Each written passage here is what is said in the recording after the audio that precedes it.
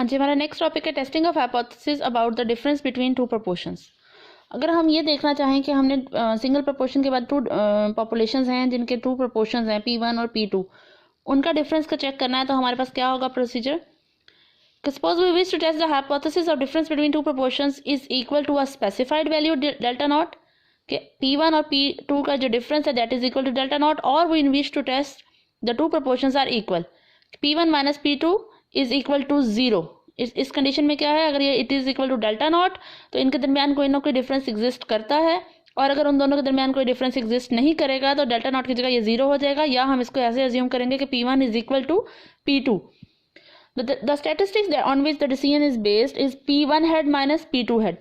These are the sample proportion या estimated proportions, जो कि हमारे पास P1 head जो है वो फर्स्ट प्रोपोर्शन है सैम्पल साइज N1 का, और P2 हेड जो है सेकंड प्रोपोर्शन है सैम्पल्स ऑफ साइज N2।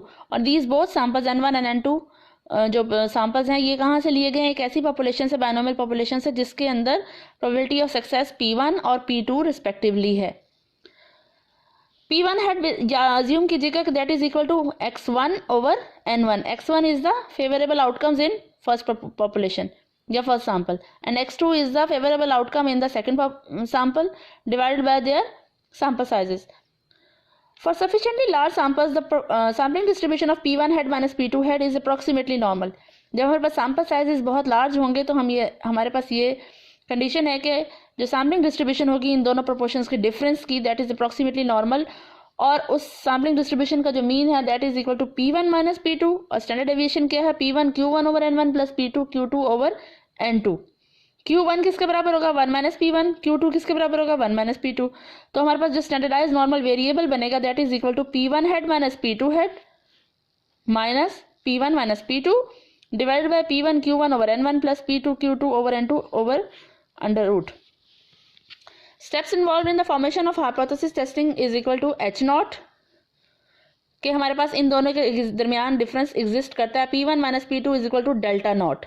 इसके अगेंस्ट क्या होगा, अल्टरनेटिव होगा P1 minus P2 does not equal to delta naught, या हाइपोथेसिस क्या होगा P1 minus P2 is greater than delta naught, और P अगेंस्ट इसके अल्टरनेटिव होगा P1 minus P2 is less than delta naught. एक और हाइपोथेसिस क्या होगा P1 minus P2 is less than equal to delta naught, इसके अगेंस्ट अल्टरनेटिव क्या होगा P1 minus P2 is greater than delta not. Alpha की वही वैल्यू 0.05, 0.01 एंड 0.10। टेस्ट स्टैटिस्टिक्स जो अज्यूम कर रहे होंगे वो हमारे पास होगा Z is equal to P1 head minus P2 minus P1 minus P2 divided by P1 Q1 over N1 plus P2 Q2 over N2। बेटे ये याद रखिएगा, ये टेस्ट स्टैटिस्टिक्स हम तब यूज कर रहे हैं जब हमारे पास P1 minus P2 is equal to some delta naught, इसके अगेंस्ट कोई ना कोई वैल्यू होगी 2, 3, 1, माइनस 1, 2 या 1/3 कुछ भी वैल्यू होगी। लेकिन अगर हमारे पास इसके अगेंस्ट कोई वैल्यू ना हो तो फिर हमारे पास ये कंसिडर कर रहे हो अगर हम कि हमारे पास जो P1 है वो P2 के इक्वल है, it is equal to some specified P2, P1 and P2 both are is equal to some P, तो हम क्या कहेंगे कि उस सूरत हाल में हम एक कंबाइंड प्रोपोर्शन ले लेंगे। कंबाइंड प्रोपोर्शन या कॉमन प्रोपोर्शन जिसे कहते हैं। कॉमन प्रोपोर्शन का फॉर्मूला क्या होता है, PC is equal to N1 P1 plus P2 N2 P2 head over N1 plus N2 combined proportion, और इसके अगेंस्ट हमारे पास ये कॉमन प्रोपोर्शन के अगेंस्ट इसके इक्वल क्या है QC is equal to 1 minus PC। अब इस सूरत हाल में जब हमारे पास P1 is equal to P2 is equal to P consider कर रहे होंगे तो हमारे पास Z टेस्ट क्या बनेगा, it is equal to P1 head minus P2 head minus यहाँ पे क्या आ जाएगा 0, क्योंकि हमारे पास ये दोनों का डिफरेंस क्या है, इट इज इक्वल टू 0 हो जाएगा। जब P1 is equal to P2 हो जाएगा तो वो क्या हो जाएगा, हमारे पास 0 आ जाएगा ओवर अंडर रूट। अब यहाँ पे आएगा कंबाइन कॉमन प्रोपोर्शन और कॉमन प्रोबेबिलिटी ऑफ रिजेक्शन और common probability of success into 1 over N1 plus 1 over N2। जब हमारे पास ये वाली कंडीशन हो कि हमने P1 is equal to P2 को चेक करना हो हाइपोथेसिस टेस्टिंग में, जो हमारे पास यहाँ पे हाइपोथेसिस बने थे कि इन दोनों के दरमियान डिफरेंस एग्जिस्ट करता है, तो फिर उस सूरत हाल में हाइपोथेसिस बन जाएगा P1 is equal to P2, और अल्टरनेटिव क्या बनेगा P1 does not equal to P2। दूसरा क्या बनेगा P1 is greater then P2 और P1 is less then P2।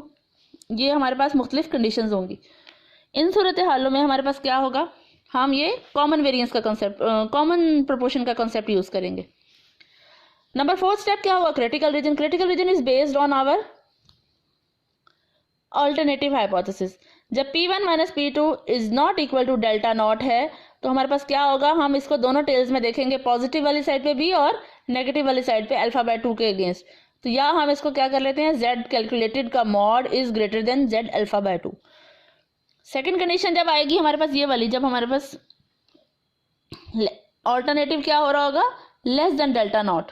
जब लेस देन डेल्टा नॉट हो रहा होगा तो हम फिर क्या करेंगे, P1 minus P2 is less then minus Z alpha. और जब हमारे पास ये वाली कंडीशन होगी पे P1 minus P2 is greater than delta naught, तो उस कंडीशन में हमारे पास क्या आएगा, Z का calculated is greater then Z alpha. ये दोनों हमारे पास वन टेल हैं और ये क्या है हमारे पास टू टेल।